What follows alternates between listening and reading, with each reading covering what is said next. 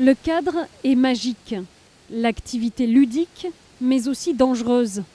Alors au fin fond des canyons, les gendarmes organisent des contrôles surprises, débusquent le guide imprudent ou mal équipé, prière de présenter ses papiers.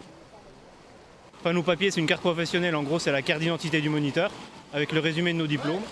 Les gendarmes vérifient aussi qu'ils disposent bien d'un équipement correct, d'une trousse de secours et d'un moyen de communication pour appeler en cas d'accident.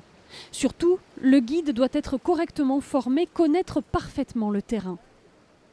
Lorsque l'on saute, le bassin de réception qui est souvent une vasque, le saut doit être le plus précis possible puisque à 20 ou 30 cm d'écart, en fait, on n'a plus de profondeur, on a le rocher. On ne doit pas s'aventurer à sauter sans avoir reconnu au préalablement ou d'avoir été encadré par quelqu'un qui donne des consignes strictes pour éviter justement de se blesser.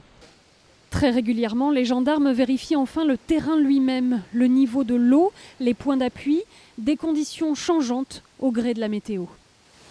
Suite à une crue, le canyon va se modifier. Des troncs d'arbres, des cailloux vont être déplacés, des bancs de sable peuvent être déplacés. Et les vasques dans lesquelles on va sauter la veille, le lendemain peuvent être encombrés. Sur la vingtaine de contrôles effectués cette année sur ce canyon, les gendarmes n'ont relevé que très peu d'infractions, mais ils ont dû tout de même secourir 5 personnes, des accidents parfois graves.